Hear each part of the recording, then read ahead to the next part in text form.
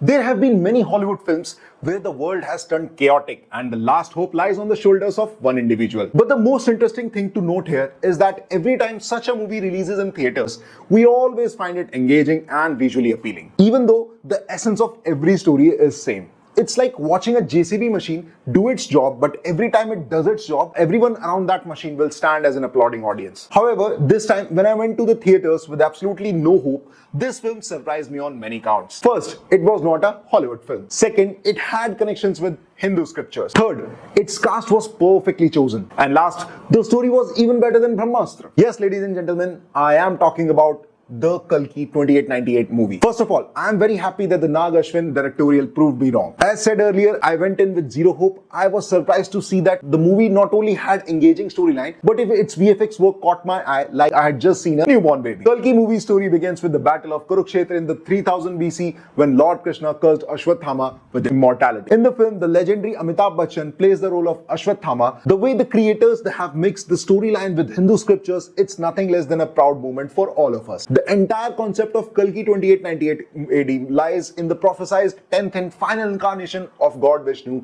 as Kalki. The prophecy being that the God will appear for the one last time to put an end to the Kali Yuga. Because when the Jabari tribe of Marvel Cinematic Universe connected their story with Lord Hanuman, Glory to Hanuman, it was a dream for me to watch a similar relation in an Indian movie. Deepika Padukone plays the role of Sumati, the mother of God Kalki. While her role was of an ailing pregnant woman and did not have much screen time, questioning her acting skills is out of the question. Next, the makers have done a very clever job by having Dulquer Salmaan, Disha Patani, Nunal Thakur and Brahmanand played some of the crucial roles in the film. I won't spoil the roles for you as I want you to enjoy this surprise entries as much as I enjoyed it on screen. Kalki is one of those movies where the entire story does not stick around one character like a typical Bollywood film and therefore you don't get bored. Another best thing about the film is the fight sequence between Amitabh sir and Prabhas.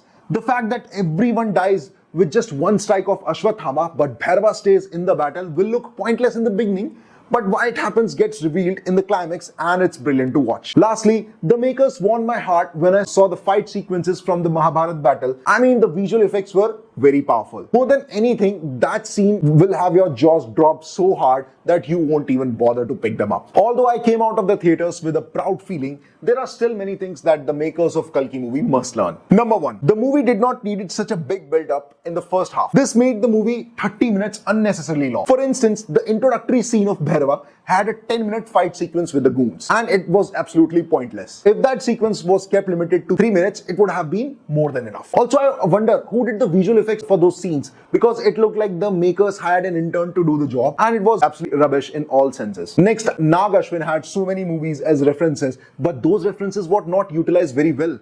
Let me tell you how. The name Empire from Star Wars was changed to Complex. The Star Troopers of Star Wars had white dresses, while the soldiers from the complex had black dresses.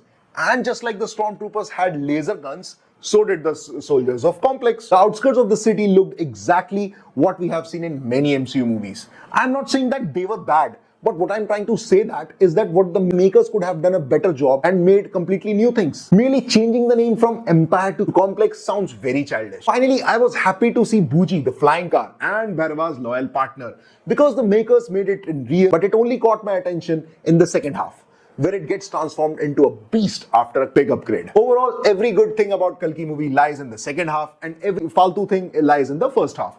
And just for that, I award Kalki 2898 AD 3 stars.